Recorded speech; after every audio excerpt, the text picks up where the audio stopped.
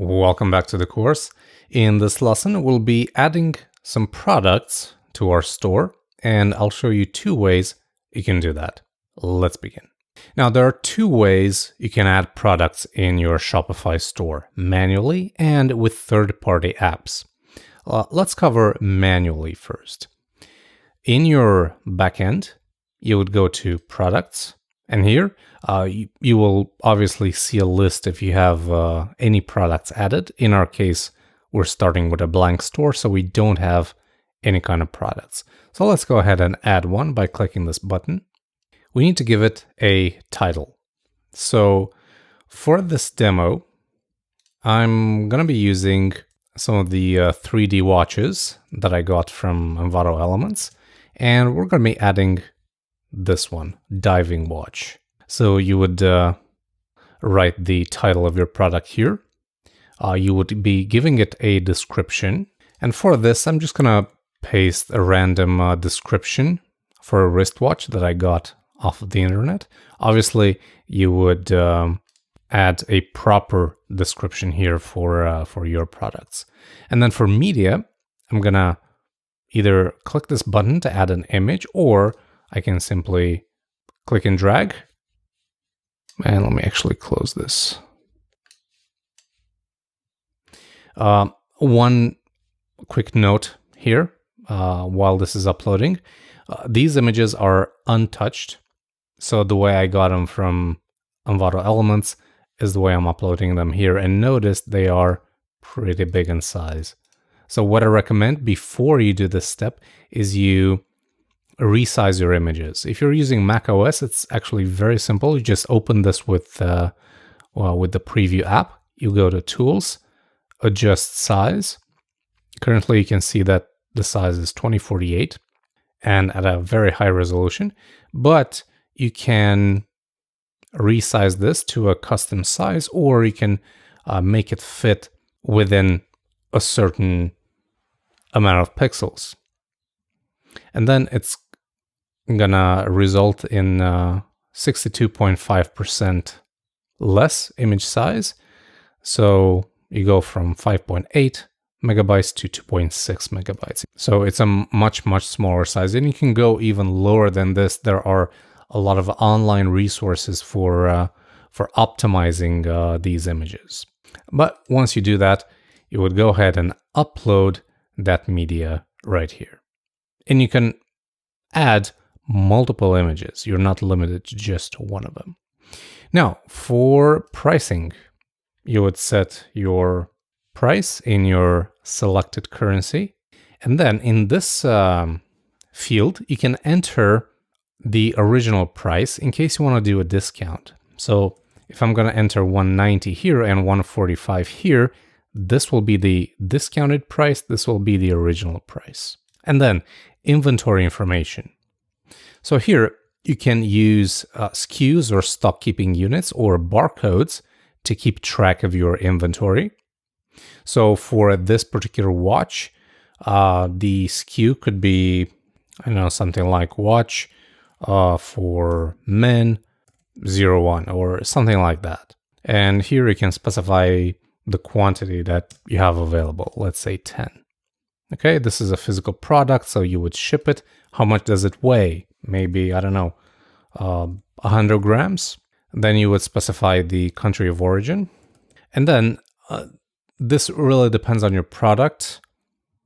There is a HS or harmonized system code for the different types of products you can ship abroad. So you would search that code for those products, and you would enter it here.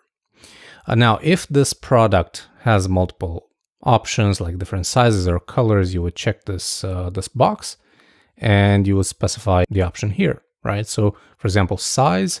Let's say we have a 34 millimeter, we have a 45 millimeter. Let's say those are two sizes that I have available, and then you can also specify different prices for these. And then once you do this, you hit save, and you now have one product added. If you go back to products, you will see the list is now populated. It tells you the inventory and also the vendor here. So now if you open up your online store and you go to catalog, you'll see your product right here with the discounted price. It also has a tag of sale.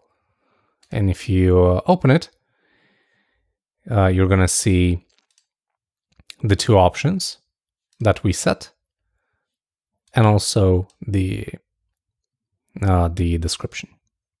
Pretty cool. And you can hover over the image to see a bigger version. So that's the manual way of adding a product into your Shopify store.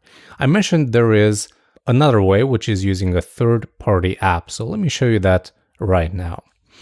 This manual approach works best when you have or when you're selling your own products. But when you want to sell other people's products, that's when you can use a third-party app like Oberlo.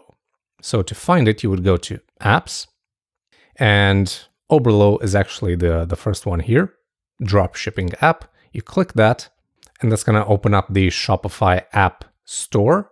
You hit Add App. You are basically installing this app. So hit this button.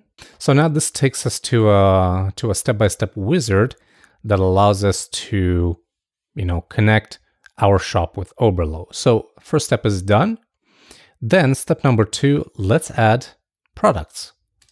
So we'll click this bit and we're going to search for watch.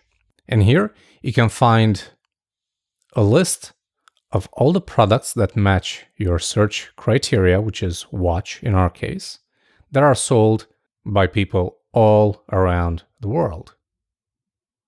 So what you do is you find the products that you want to add to your shop, you hover over them, you hit add to import list. So let's get this, let's get this, maybe this, maybe this, and this. I think for now, that's all right. So once you do that, you would go to import list right here, and you'll find all the products that you imported.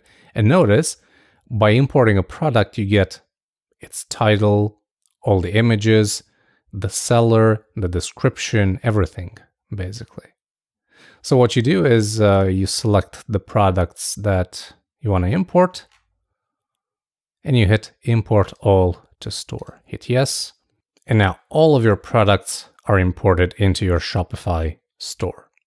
So then you would go back here, and if you would do a refresh under products, actually, you will see that besides your diving watch, the one that we added previously, we now have all the products that we imported with Oberlo.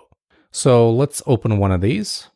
You can see the title. You can always change this to whatever you want right here.